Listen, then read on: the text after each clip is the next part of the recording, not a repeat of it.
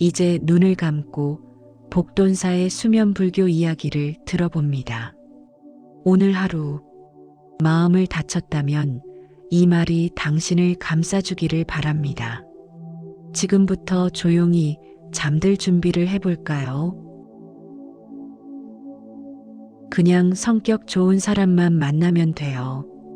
사람 됨됨이가 중요하지 뭐가 그리 까다로워. 여러분, 이런 말 해보신 적 있으신가요? 아마 대부분 고개를 끄덕이실 겁니다. 그런데 막상 자녀의 혼사 이야기가 나오면 어떨까요? 족보는 어떤지, 직장은 어딘지, 형제는 몇 명인지, 집은 있는지, 없는지, 어느 순간 우리가 들여다보는 것은 사람의 얼굴이 아니라 그 뒤에 스펙이 되어 있진 않으신가요? 한 중년 여성의 고백이 떠오릅니다. 딸이 결혼할 상대를 데려왔을 때 그 남자에겐 아무런 흠이 없었지만 집안 사정이 썩 좋지 않았다고 합니다. 어머니는 조심스럽게 반대했지만 딸은 그게 상처가 되었고 그때부터 결혼 이야기를 꺼내지도 않았다고 합니다. 그냥 혼사운이 안 좋다고 생각하자며 본인도 스스로를 위로했지만 그 후로는 딸과 깊은 대화를 나눈 적이 거의 없었다고 털어놓습니다. 부처님께서는 수타니파타에서 이렇게 말씀하셨습니다. 마음은 만물의 근본이다. 마음이 맑으면 말과 행도 맑다. 이 말씀을 곱씹다 보면 참 많은 생각이 듭니다. 우리가 자녀를 위해 한다는 그 많은 말들과 행동들, 그 근저에 깔린 마음은 정말 맑았던가 하고요. 이 아이만 잘 가면 나는 할 일 다 한 거지. 이 말은 어떤 어머니의 입에서 튀어나온 말이었습니다. 절절한 마음이었겠지만 그 말에는 무거운 바람이 실려 있었습니다. 어찌 보면 아이에게 자신의 외로움, 불안, 바람을 모두 떠넘긴 말이기도 했습니다. 그 어머니는 날마다 부엌에 정한 술을 올려놓고 기도하셨다고 합니다. 묵은 물은 아침마다 갈아내고 새로운 물을 떠놓으며 마음을 다졌다고요. 하지만 그 마음 속에는 여전히 조급함이 가득했다고 합니다. 이야기를 들은 어느 스님은 이런 말씀을 하셨습니다. 맑은 물에 연꽃이 피지 흐린 물에선 진흙만 가라앉는다네. 기도도 마찬가지입니다. 자식의 인연을 맑게 하고 싶다면 그 부모 마음부터 맑아야 합니다.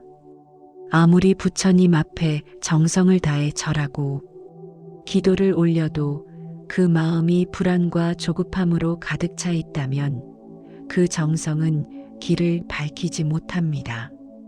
오히려 자식에게 무언의 압박으로 전해질 수 있습니다. 서울의 한 절에서는 매달 초하루 자녀 인연을 위한 기도 모임이 열립니다. 그곳에서 나누는 한 어르신의 말씀이 기억에 남습니다. 운이란 게 정해진 거라기보단 마음이 길을 내는 거지. 맑은 물에는 맑은 고기가 모이더라고. 이 말은 단순한 비유가 아닙니다. 실제로 그 모임에 나오는 분들 중에는 자녀의 결혼이 늦어졌지만 부모의 마음 공부가 깊어질수록 점차 좋은 인연이 찾아온 경우도 많다고 합니다. 어떤 어머니는 처음에는 기도하면서도 자꾸 어떤 집 자식인지를 따졌는데 시간이 지날수록 그냥 딸이 웃을 수 있는 사람만 만나면 좋겠다는 바람으로 바뀌더라고 고백했습니다. 결국 인연도 복도 마음의 흐름에서 오는 것입니다. 마음을 맑게, 말을 곱게, 삶을 성실히 가꾸는 것. 그 모든 것이 아이의 인연을 바꾸는 작은 씨앗입니다. 그 씨앗을 어떻게 심고 가꾸느냐에 따라 자녀의 길이 조금씩 달라질 수 있습니다. 여러분, 그 마음의 씨앗을 오늘도 잘 심어보시길 바랍니다. 내 자식의 혼사오는 정말 따로 있는가? 이 질문은 자녀를 둔 많은 부모들의 마음속에 자리하고 있습니다. 아무리 좋은 사람을 소개해도 인연이 안 맞는 것 같고, 아무리 잘해줘도 마음이 떠나버리는 경우가 생기면 사람들은 묻게 됩니다. 이 아이는 혼사운이 약한 걸까? 사주가 그런 걸까? 그리고 누군가는 점집을 찾고 누군가는 풍수에 귀를 기울입니다. 하지만 그런 믿음의 바탕에는 부모로서의 절박함이 자리합니다. 아이가 잘 되기를 바라는 간절함이 때로는 현실을 있는 그대로 보지 못하게 만들고 스스로 길을 만드는 힘을 믿지 못하게 하기도 합니다. 부처님께서는 우다나에서 이렇게 말씀하셨습니다. 지혜로운 이는 스스로 길을 만든다. 이 말씀은 단순한 자기 개발의 격언이 아니라 불교의 깊은 통찰입니다. 사람의 운명은 어디선가 정해져서 내려오는 것이 아니라 그 사람의 말과 행, 마음의 흐름에 따라 시시각각 변화하는 법입니다. 업이란 것도 고정된 무언가가 아니라 매 순간 만들어지고 지워지는 물결 같은 것입니다. 그 흐름을 어떻게 타고 가느냐에 따라 삶의 방향이 달라질 수밖에 없습니다. 실제로 한 사례를 떠올려 봅니다. 30대 중반의 딸을 둔 어느 어머니는 몇 해에 걸쳐 유명하다는 점집을 전전하셨습니다. 어느 곳에서는 사주가 늦은 혼사라고 했고 또 다른 곳에서는 해외에 인연이 있다고 말했습니다. 그 말들을 마음에 새긴 어머니는 자꾸만 눈높이가 높아졌고 이 사람은 아니야 하는 판단만 반복하다 보니 딸은 어느새 혼자 있는 시간이 익숙해졌고 어머니와도 마음의 거리마저 생겨났습니다.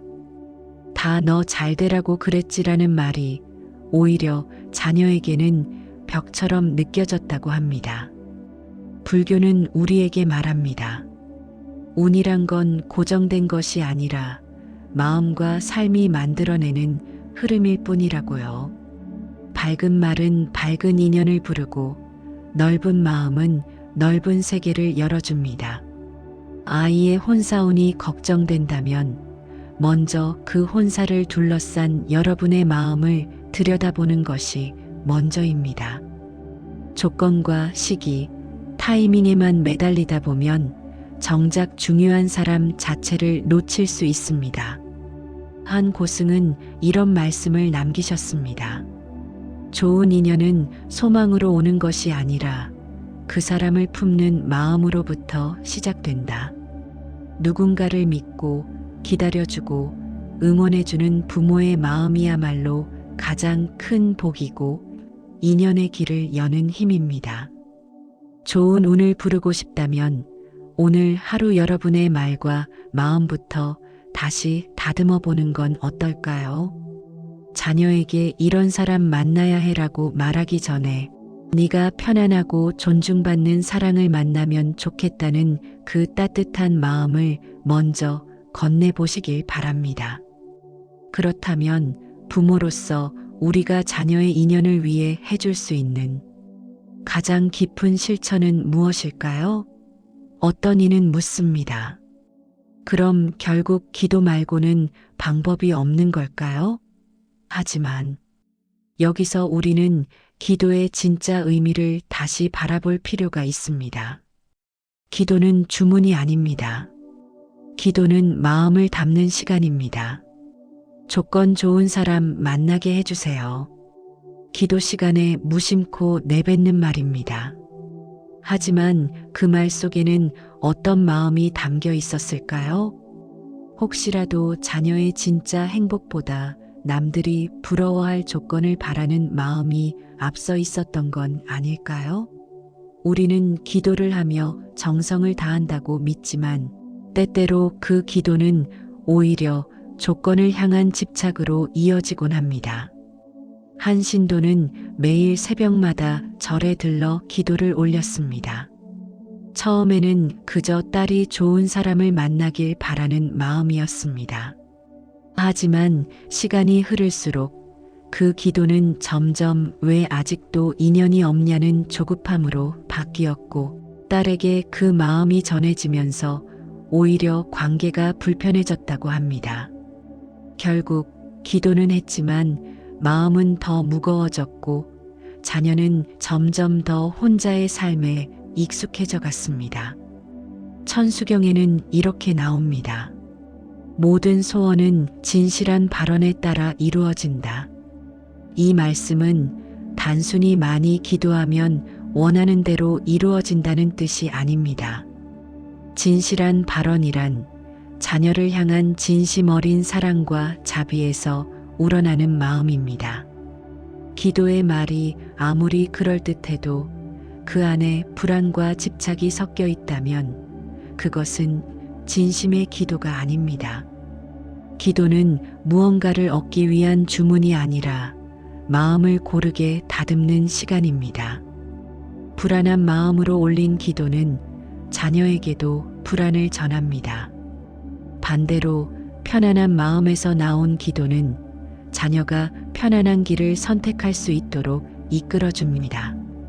참된 사람을 만날 수 있도록 제 마음도 정갈하게 해주세요. 이런 기도는 자녀를 바꾸려는 기도가 아니라 나 자신의 마음을 먼저 돌보는 기도입니다. 내가 먼저 고요해져야 자녀도 안정된 기운 속에서 인연을 찾을 수 있습니다. 어느 시골절에서 만난 노스님은 이런 말씀을 하셨습니다. 기도는 바라는 걸 내놓는 게 아니라 내 마음을 닦는 일이네. 물통에 흙탕물이 있으면 그 위에 아무리 꽃을 띄워도 보이지 않지. 먼저 가라앉혀야지. 그 말씀처럼 기도는 혼란한 마음을 가라앉히는 시간입니다. 자녀가 어떤 사람을 만나느냐는 기도의 양보다 기도의 결이 결정할지도 모릅니다. 오늘 아침 다시 기도 자리에 앉게 된다면 이렇게 한번 발언해 보세요. 내 아이가 사랑 안에서 웃을 수 있도록 제 마음이 먼저 평화로워지길 바랍니다. 이것이야말로 진정한 기도일 것입니다. 기도란 본래 자비의 행위입니다. 남을 위한 간절한 마음, 나를 내려놓는 겸허함에서 비롯되는 것이어야 합니다. 그러나 때때로 그 기도 속에는 우리도 모르게 내가 바라는 세상을 관철시키고 싶은 욕망이 깃들어 있곤 합니다. 특히 자녀의 혼사를 위한 기도라면 더욱 그렇습니다. 그 기도는 자식을 위한 것이라 믿지만 실상은 부모 자신의 체면, 불안, 그리고 삶의 공허함을 달래기 위한 도구가 되기도 합니다. 한 중년 부부의 이야기가 있습니다. 아들이 40이 넘도록 결혼 생각이 없자 어머니는 주변 사람들과의 대화조차 꺼리게 되었다고 합니다. 요즘은 다 늦게 해라고 애써 말했지만 속마음에는 우리 집만 이상한 건 아닐까 하는 체면, 걱정이 자리 잡고 있었습니다. 명절 때마다 들려오는 친척들의 한마디가 가시처럼 박히곤 했고, 기도처에 다니면서도 무릎 꿇고 올리는 말은 결국 우리 아들만 결혼하면 제 걱정은 없겠습니다였습니다. 그러나 그 아들은 점점 더 어머니와의 대화를 피했고 결국 한동안 연락을 끊은 채 혼자만의 시간을 택했다고 합니다. 법화경에는 이런 말씀이 있습니다. 중생은 자기를 위해 남을 위하는 듯이 행동한다. 부모가 자녀를 위한 마음이라 믿었던 것이 실은 자신의 허전함과 기대를 채우려는 것이었음을 돌아보게 하는 구절입니다. 진심으로 자녀를 위한 기도라면 그들이 편안함 속에서 자기 삶을 살아갈 수 있도록 지켜보는 일도 포함되어야 합니다. 나의 기도가 자녀의 자유를 제한하는 울타리가 되어서는 안 됩니다. 기복신앙에서는 기도란 원하는 것을 얻기 위한 거래의 수단처럼 여겨집니다. 이만큼 했으니 들어주시겠지. 그러나 부처님 가르침은 다릅니다. 불교의 기도는 바라기보다 비추기에 가깝습니다. 내 마음을 비추고 나의 바람 속에 들어있는 집착을 살피며 스스로를 정화하는 행위입니다. 그래서 참된 기도는 자녀를 위해서라기보다는 자녀를 향한 나의 마음을 바로잡는 일입니다. 불안에서 나오는 기도는 불안을 키우고 체면에서 나오는 기도는 자녀에게 부담을 줍니다. 반면 사랑과 연민에서 나오는 기도는 자녀가 자기 삶을 살 수 있도록 돕는 조용한 등불이 됩니다.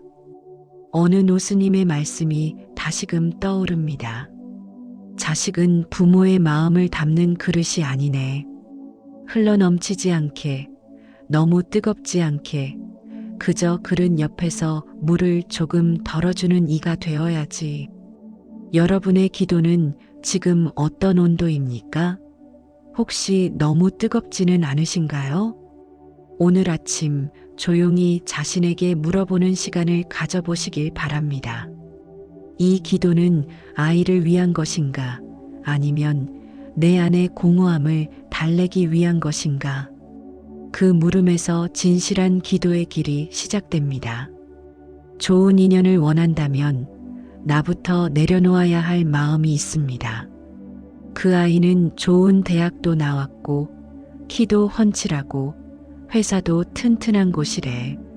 여러분, 혹시 이런 말로 자녀의 인연을 재단하신 적 있으신가요?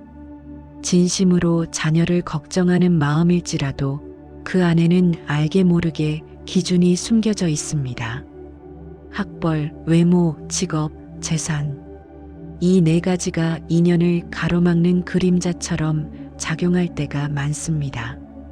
한 어머니가 있었습니다.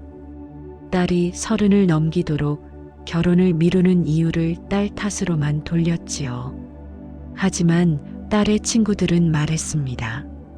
아줌마가 너무 기준이 높아서 남자가 다 도망가요. 들으면 섭섭할 말이지만 그 안에는 우리가 돌아봐야 할 어떤 그림자가 있습니다. 자녀의 인연을 가로막는 건 때로 부모의 눈입니다. 이 어머니는 딸보다 먼저 남자를 평가했습니다. 성격은 좋아도 키가 작아서 안 되겠더라.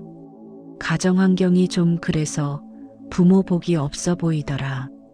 그녀의 말 속엔 늘 그래서 안 된다는 이유가 줄줄이 달려 있었습니다. 그 결과 좋은 사람들과의 인연이 계속 흘러가 버렸지요. 여러분, 그 어머니가 딸의 행복을 원하지 않았을까요? 그렇지 않습니다. 너무나 간절히 원했기에 그랬던 겁니다. 하지만 그 간절함이 곧 기준이 되고 기준이 곧 집착이 됩니다. 부처님께서는 금강경에서 이렇게 말씀하셨습니다. 모든 형상은 허망한 것이니 형상에 머무는 마음은 참된 마음이 아니다. 우리가 보는 외모나 조건은 모두 지나가는 구름과 같습니다. 구름을 줄여다보면 손에 남는 건 허공뿐입니다. 자녀의 인연을 위한 기도는 먼저 내 마음의 기준을 내려놓는 데서 시작됩니다. 예전에 한 시골 마을에 이런 전설이 전해졌습니다. 며느리를 구하지 못해 애를 태우던 노모가 있었습니다. 며느리감을 볼 때마다 고개를 절레절레 저었지요. 그런데 어느 날 절간에 들른 노모는 스님에게 한마디를 들었습니다.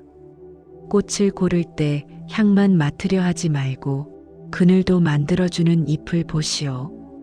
그 말에 노모는 처음으로 외모나 학벌이 아닌 성품을 보려는 눈을 가지려 노력했습니다. 그리고 몇 달 뒤 마음이 따뜻한 며느리를 맞이했지요. 세상살이에서 가장 어려운 것이 내가 쥐고 있던 기준을 내려놓는 일입니다. 하지만 그것이야말로 복의 씨앗을 뿌리는 첫 번째 걸음입니다. 민간 신앙도 결국 마음을 고치는 길로 이어져야 합니다. 많은 분들이 우리 딸 좋은 인연 만나게 해주세요라며 부적을 사거나 사찰을 찾으십니다. 그러나 기도는 주문이 아니라 마음을 담는 시간입니다. 자녀를 위한 기도를 올릴 때 저런 조건의 사람을 만나게 해주세요가 아니라 딸이 좋은 사람을 알아보는 눈을 갖게 해주세요라고 빌어야 합니다. 이처럼 방향을 조금만 바꾸어도 기도의 힘은 달라집니다. 수타니파타에서는 이렇게 전합니다. 마음이 바른 이에게 복이 따른다. 기복의 핵심은 바라는 일이 이루어지는 데 있지 않습니다. 그 일을 바라는 마음이 바르냐, 어그러졌느냐에 달려 있습니다. 결국 인연은 내가 쥐고 있는 마음을 내려놓을 때 들어옵니다. 자녀에게 인연이 찾아오지 않는다고 탓하지 마세요. 그 문 앞을 막고 있는 건 때로 부모의 기준일 수 있습니다.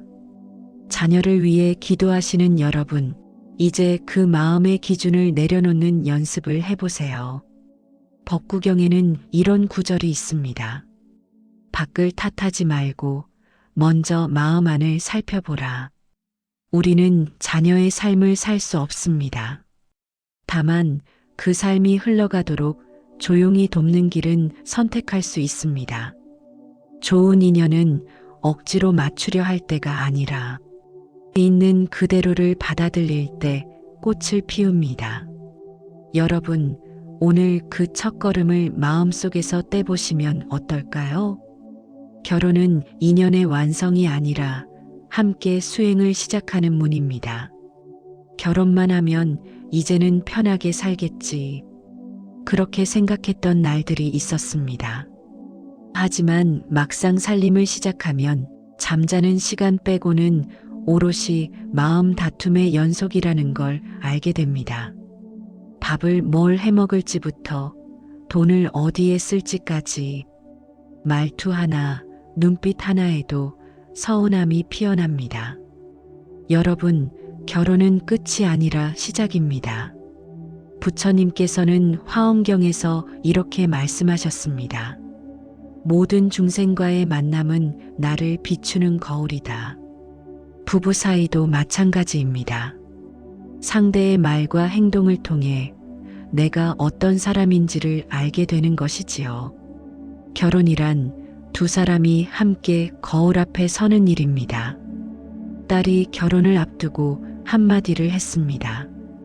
엄마, 나는 이 사람을 고쳐서 살고 싶은 게 아니라 같이 살아가면서 내가 고쳐질 거라 믿고 있어. 처음에는 그 말이 잘 이해되지 않았습니다. 하지만 몇 해 뒤 그 딸은 아이도 낳고 넉넉지 않은 형편 속에서도 꾸준히 살림을 읽어갔습니다. 신랑이 실직했을 때도 이 사람을 원망하는 마음이 생기려고 할 때마다 내 안에 집착을 내려놓는 연습을 하고 있어요 라고 말하더군요. 그 말 속엔 사랑이 아니라 수행이 담겨 있었습니다. 이처럼 결혼은 연애와 달리 마음의 고삐를 조여야만 이어지는 인연입니다. 좋은 배우자를 만나면 행복해지는 것이 아니라 함께 부딪히고 다듬으며 마음을 키워야 비로소 평안이 오는 것입니다. 누구와 인연을 맺든 그 길도 자녀가 감당할 수행입니다.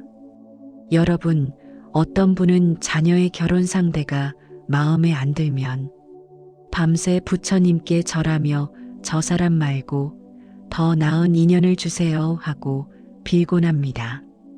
하지만 부처님 앞에서 우리가 빌어야 할 것은 다른 사람이 아니라 마음을 지켜갈 힘입니다. 우다나에서는 이렇게 전합니다. 외부의 조건은 늘 바뀌나 고요한 마음은 그 안에서 흔들리지 않는다. 결혼도 마찬가지입니다. 누구와 인연을 맺든 그 안에 갈등과 조율은 따라옵니다. 부처님께서는 그 갈등의 의미를 마음을 갈고 닦을 기회라고 하셨습니다. 그 아이가 선택한 인연이 때론 험해 보일지라도 그 안에서 배우고 성장하는 모습은 결코 외부에서는 가르칠 수 없는 깊은 배움입니다. 부부가 서로 존중할 줄 알면 물질이 부족해도 마음은 부유합니다. 한 아주머니의 이야기입니다. 그 집은 맞벌이를 해도 늘 빠듯했습니다. 신랑은 지방 현장으로 매일같이 출근했고 아이 둘을 키우며 장바구니 물가를 걱정하던 아내는 가끔 신세가 서러워 눈물을 흘리곤 했습니다.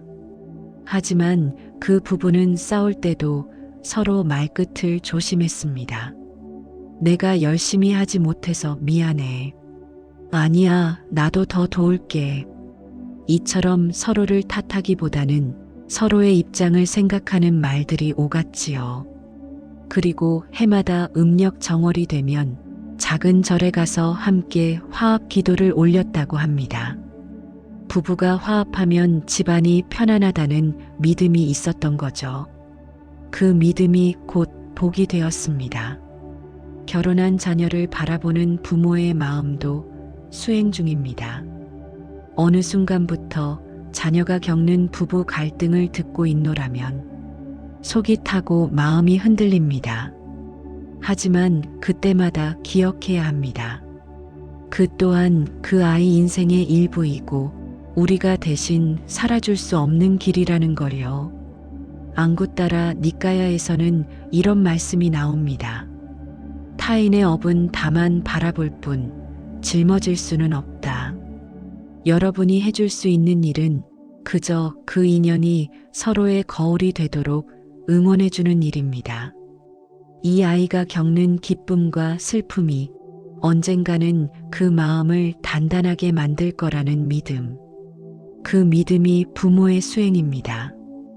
그래도 결혼은 했잖아.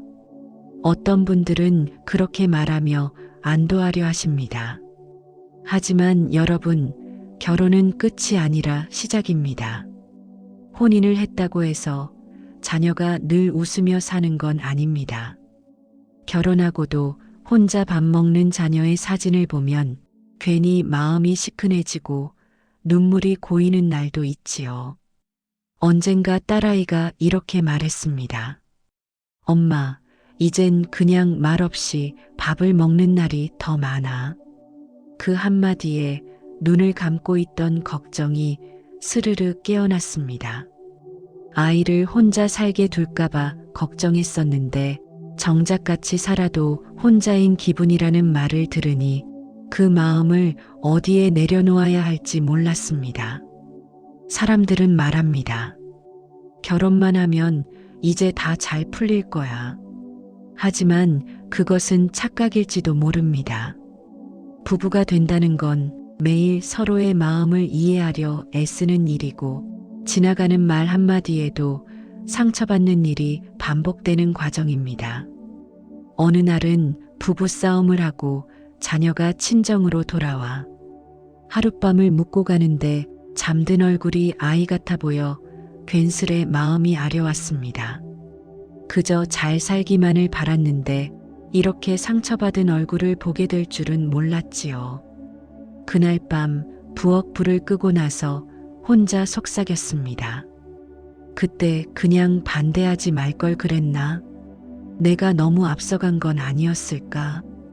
결혼을 재촉했던 기억이 괜찮은 사람일 거야라며 등을 떠밀었던 순간이 자꾸만 떠올랐습니다. 하지만 여러분, 그런 후회는 결코 아이에게 닿지 않습니다.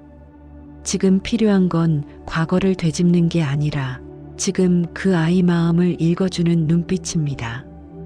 부처님께서는 우다나에서 이렇게 말씀하셨습니다. 많은 말보다 한 줄기 따뜻한 눈빛이 마음을 밝힌다. 때론 아무 말 없이 눈을 맞추는 그 순간이 자녀에게는 가장 큰 위로가 됩니다. 이해하지 못하더라도, 다독이지 못하더라도 그저 조용히 곁에 있다는 그 느낌만으로 자녀는 버텨낼 수 있습니다. 혼인을 했다고 해서 외로움이 사라지지는 않습니다. 함께 살아도 마음이 엇갈릴 수 있고 매일같이 밥을 지어도 말없이 흘러가는 날들이 많습니다. 그래서 진짜 중요한 건 결혼 여부가 아니라 그 삶 속에서 자녀가 존중받고 있는가, 스스로를 사랑하고 있는가 하는 점입니다. 그리고 그것을 묻고 응원해주는 여러분의 따뜻한 눈빛입니다. 이제는 이렇게 기도해 보면 어떨까요? 부디 내 아이가 그 삶 안에서 외롭지 않게 해주소서. 상대와 다투더라도 서로의 거울이 되어 다듬어가게 해주소서. 혼자 밥을 먹더라도 그 밥 안에 평온이 머물게 해주소서. 그 마음이 기도보다 더 깊은 기도일지도 모릅니다. 다 끝난 줄 알았는데 그 아이에게도 인연은 다시 찾아왔습니다. 그 애는 이제 인연이 없나 보다. 한동안은 그렇게 생각했습니다. 소개도 받지 않고 연애 이야기도 꺼내지 않는 자녀를 보며 이제는 혼자 살아가려는 마음을 먹은 게 아닐까 싶어 괜히 안쓰럽고 속상하고 또 미안한 마음이 들었습니다. 결혼이라는 문을 꼭 들어가야만 복이 있는 걸까? 그렇게 스스로를 다독이던 어느 날 자녀가 조심스럽게 한 사람을 소개했습니다. 엄마, 그냥 편하게 만나고 있는 사람이 있어요. 40을 넘긴 나이에 그 말 한마디를 꺼내는 것도 얼마나 마음의 준비가 필요했을까 싶어 기뻐하기보단 먼저 가슴이 먹먹했습니다. 늦은 인연 앞에서 부모 마음은 더 복잡해집니다. 첫눈에 드는 사람은 아니었지만 말투가 조심스럽고 자녀를 배려하려 애쓰는 모습이 느껴졌습니다. 그런데 이상하게도 과거에 봤던 젊고 씩씩한 사람들보다 이 사람이 자녀 곁에 더 자연스럽게 느껴졌습니다. 처음엔 솔직히 조금 당황했습니다. 이 나이에 재혼을? 창피한 일 아냐? 그런 생각이 머리를 스쳤지만 자녀가 그 사람과 있을 때는 밥을 먹을 때도 말이 많아지고 표정이 부드러워진다는 걸 느끼고 나니 마음속 찌꺼기 같은 체면과 고정관념이 조금씩 내려앉기 시작했습니다. 어느 날 자녀가 이런 말을 했습니다. 엄마, 이번엔 뭘 맞추려고 애쓰는 게 아니라 있는 그대로를 보여주고 받아줘요. 그래서 마음이 편해요. 그 말을 들으며 문득 생각했습니다. 우리는 늘 처음이 중요하다고 말하지만 어쩌면 진짜 인연은 상처받은 뒤에야 만날 수 있는 사람인지도 모릅니다. 그 상처를 품어줄 수 있는 사람이 진짜 배필일지도 모르니까요. 늦게 핀 꽃일수록 향은 더 깊고 멀리 퍼집니다. 부처님께서는 법구경에서 이렇게 말씀하셨습니다. 늦게 핀 꽃일수록 그 향기는 멀리 간다. 이 말은 단지 위로가 아닙니다. 실제로 인연도 그렇습니다. 서둘러 맺은 인연보다 늦게 찾아와서 천천히 스며든 인연이 더 오래가고 더 편안할 수 있습니다. 그리고 그 편안함이야말로 부처님이 말씀하신 진실한 복입니다. 절에 다니는 보살님 한 분은 이혼 후에 오랫동안 혼자 지내다 50이 넘어서 연을 맺은 분과 소박한 동거를 시작하셨습니다. 결혼식도 올리지 않았고 남들 앞에 나서지도 않았지만 매일같이 반찬을 나누고 약속 없이도 같이 걷는 모습이 어찌나 보기 좋던지 주변 사람들은 오히려 이렇게 말했습니다. 이제야 진짜 가족 같네요. 처음에는 체면이 앞서고 이웃들 눈이 무섭고 애들 두고 어떻게 다시 인연을 맺지? 하는 복잡한 생각이 앞섰지만 결국 그 모든 걸 내려놓고 나니 진짜 웃음이 자리를 잡았다고 합니다. 이처럼 늦은 인연은 급하지 않고 조용히 그러나 깊고 넓게 우리 삶에 스며드는 법입니다. 부모의 수용이 자녀의 늦은 인연을 꽃 피웁니다. 여러분, 인연은 시기를 묻지 않습니다. 남들보다 늦었든 한 번 꺾였든 그 모든 걸 품고도 다시 피는 꽃이 진짜 인연입니다. 그리고 그 꽃이 피기까지 조용히 지켜봐주고 묵묵히 응원해주는 여러분의 마음이 필요합니다. 처음보다 더 좋은 때는 생각보다 가까이에 있을 수 있습니다. 한번 마음이 무너졌던 자녀가 다시 누군가와 함께 웃는 모습을 보게 될 때 비로소 부모의 기도는 처음보다 더 깊이 응답받는 것일지도 모릅니다. 그러니 조급해하지 마세요. 자녀의 인연은 꽃처럼 피는 때가 따로 있는 법입니다. 결혼이라는 길이 아니어도 복은 다르게 피어나더군요. 처음엔 걱정이 많았습니다. 주변에서 결혼 안 해? 너무 늦은 거 아냐? 하는 말이 들릴 때마다 괜히 속이 타들어갔지요. 어느 날 조심스럽게 말을 꺼낸 적이 있었습니다. 네 나이쯤이면 혼자 지내는 것도 힘들지 않니? 그때 아이가 조용히 웃으며 말했습니다. 엄마, 나는 요즘이 제일 편해요. 매일 아침 일어나서 내가 먹을 밥을 차리고 책 읽고 운동하고 그리고 엄마랑 통화하잖아요.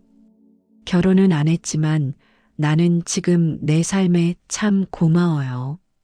그 말을 듣고 한동안 아무 말도 할 수 없었습니다. 생각보다 그 아이는 단단했고 혼자여서 불쌍한 게 아니라 혼자서도 복스럽게 살아가고 있었습니다. 결혼이라는 이름 말고도 삶은 얼마든지 충만할 수 있습니다. 불자님 중 한 분은 결혼하지 않고도 지역 아이들의 공부를 돌보고 부모처럼 챙기며 살아가고 있습니다. 그분은 말합니다. 나는 내 인연을 사람과 맺지는 않았지만 세상과 맺었어요. 이 말이 마음에 오래 남았습니다. 인연이 꼭 한 사람과의 관계일 필요는 없습니다. 일과 맺을 수도 있고 신앙과 맺을 수도 있고 아픈 동물을 돌보는 마음 속에서도 인연은 깊어질 수 있습니다. 부처님께서는 수타니파타에서 이렇게 말씀하셨습니다. 홀로 있음은 외로움이 아니라 고요함이다. 이 말씀은 단순히 혼자 살아도 괜찮다는 말이 아닙니다.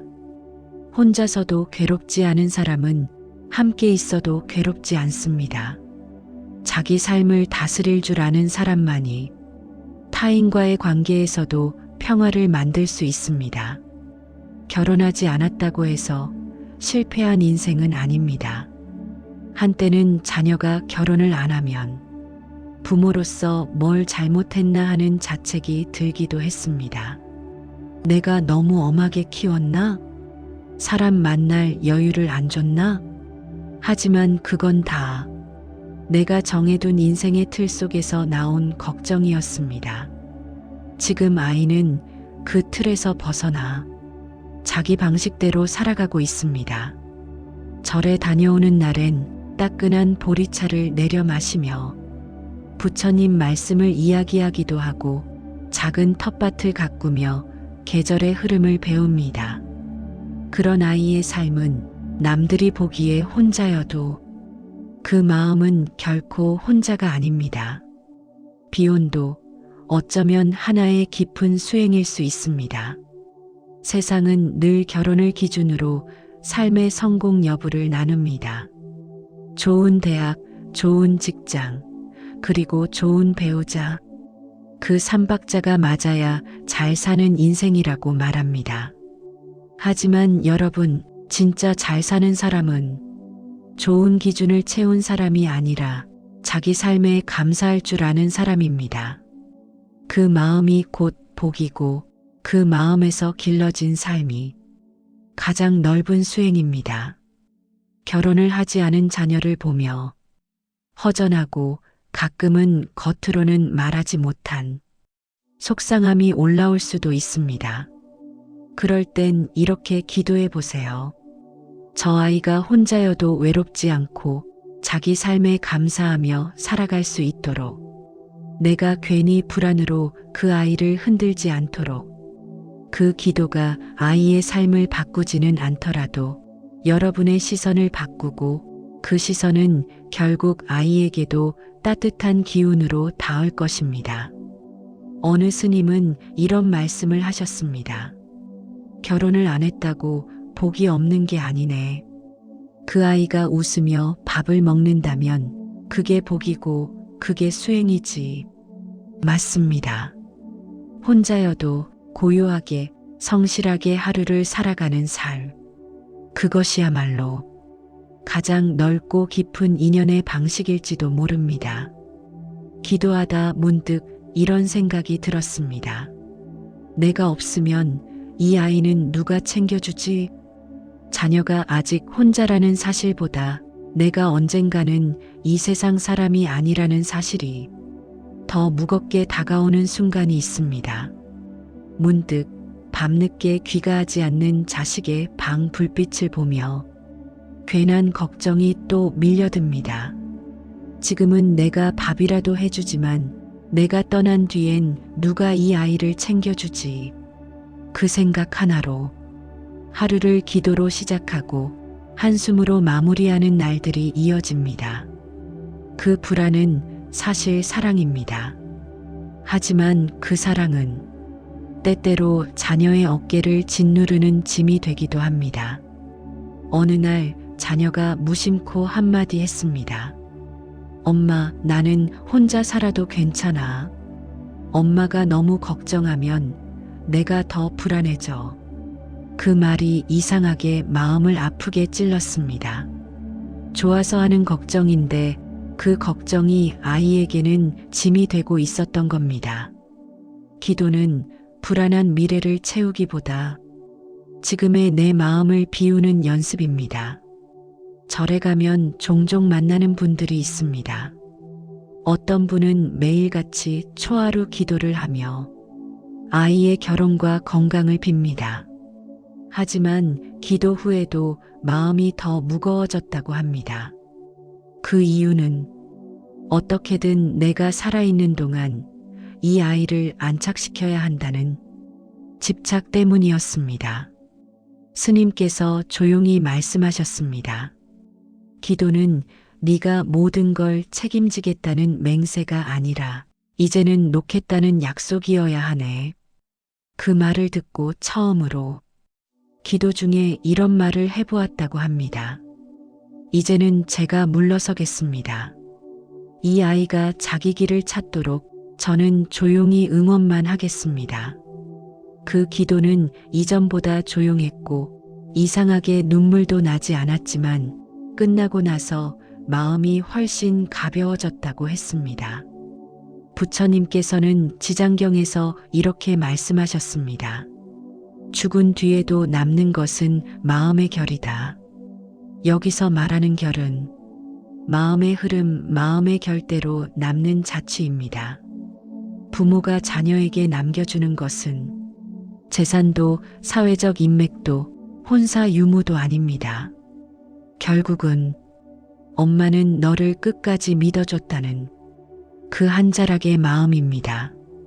죽은 뒤에도 걱정이 사라지지 않는 이유는 우리가 아직 믿지 못해서입니다.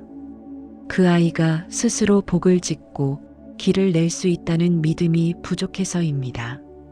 하지만 여러분, 부처님은 이렇게 말씀하셨습니다. 스스로 발을 떼는 자는 가야 할 길을 스스로 밝힌다. 우리가 자녀의 인생을 대신 살아줄 수는 없습니다. 그렇다면 부모로서 할 수 있는 최선은 기도와 함께 조용히 한 발 물러서는 연습입니다. 놓는 기도는 자녀에게 자유를 선물하는 일입니다. 기도를 올릴 때 이제는 이렇게 발언해 보면 어떨까요? 부디 이 아이가 어디서든 자기 밥을 챙겨 먹고 자기 삶을 돌보고 자기 이름으로 웃을 수 있기를 바랍니다. 내가 없어도 이 아이가 흔들리지 않기를 바랍니다. 그 기도는 조용하지만 마치 한 줄기 등불처럼 그 아이 마음 깊은 곳을 비출 수 있습니다. 기도의 마지막에는 자신에게도 한마디 건네야 합니다. 괜찮아. 이제 놓아도 돼. 이 아이는 내 품에서 나왔지만 이젠 제 길을 가야 하니까. 그 말은 기도의 끝이 아니라 진짜 부모 수행의 시작일지도 모릅니다. 결국 내가 정말 원했던 건 그 아이가 웃는 얼굴로 밥을 먹는 삶이었습니다. 긴 세월 많은 기도를 올렸습니다.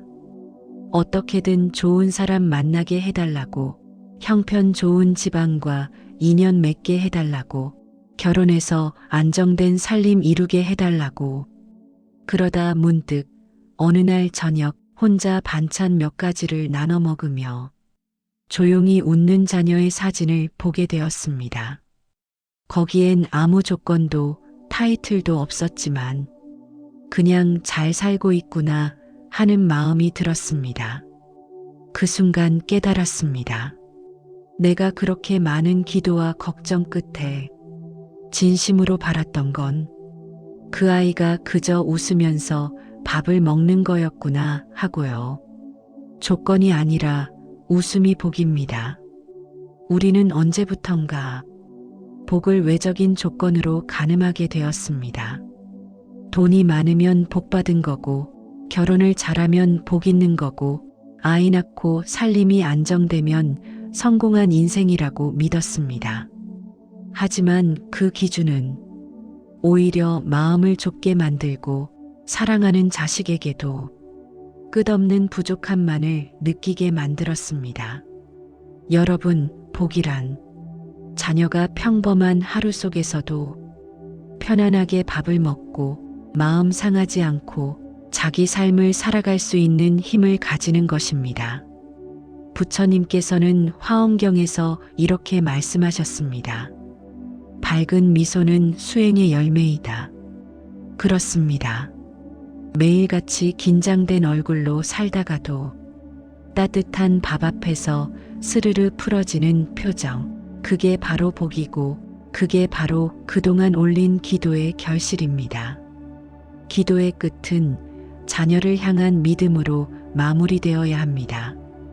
우리는 늘 무언가를 해주고 싶어 합니다. 도와주고 챙겨주고 대신 살아주고 싶은 그 마음이 사랑이라는 걸 누구보다 잘 압니다. 하지만 그 사랑이 지나치면 자녀는 자기 삶을 펼치기보다 부모의 걱정 속에 갇히게 됩니다. 그래서 이제는 이렇게 기도해야 할 때입니다. 내 아이가 제 이름으로 웃을 수 있게 해주소서. 내 걱정이 아니라 제 행복으로 살아가게 해주소서. 이 기도는 자녀를 바꾸려는 바람이 아니라 내가 바뀌겠다는 다짐입니다. 결혼을 하든 하지 않든 아이의 삶에 웃음이 있다면 그게 가장 복된 인연입니다. 누구와 살든 혼자든 늦게든 이혼했든 그 모든 걸 넘어서 그 아이가 자기 밥을 차리고 스스로 감정을 다스리며 자기 자리를 지켜가는 모습을 볼 수 있다면 그게 부모로서 가장 값진 기도 응답이 아닐까요? 한 노스님께서 이렇게 말씀하셨습니다. 자식이 웃으며 밥 먹는 모습을 보는 그 순간 부모는 이미 해탈의 문턱에 다다른 것이다. 그 말을 들었을 때는 몰랐지만 지금은 알 것 같습니다. 기도란 결국 내가 바라는 것을 이루는 게 아니라 그 아이의 웃음을 내 기도의 마지막 줄로 바꾸는 일이었습니다. 오늘도 기도 자리에 앉으셨다면 이렇게 마음속으로 되뇌어 보세요. 내 아이가 오늘 하루 밥을 편히 먹고 마음을 다치지 않기를.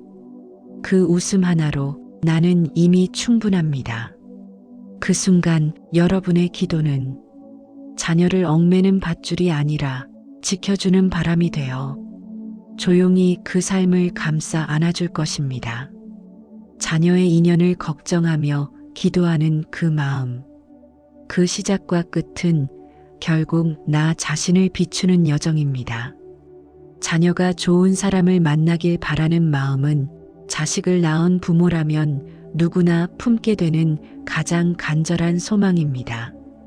그래서 우리는 조건을 따지고 시기를 재고 내가 해줄 수 있는 모든 것을 해보려 애씁니다. 그러다 때로는 마음의 기준이 앞서 자녀의 인연을 막기도 하고 지나친 바람이 기도라는 이름으로 조급하게 흘러가기도 합니다. 그럴수록 우리는 되묻게 됩니다. 내가 진짜 원하는 건 무엇이었을까?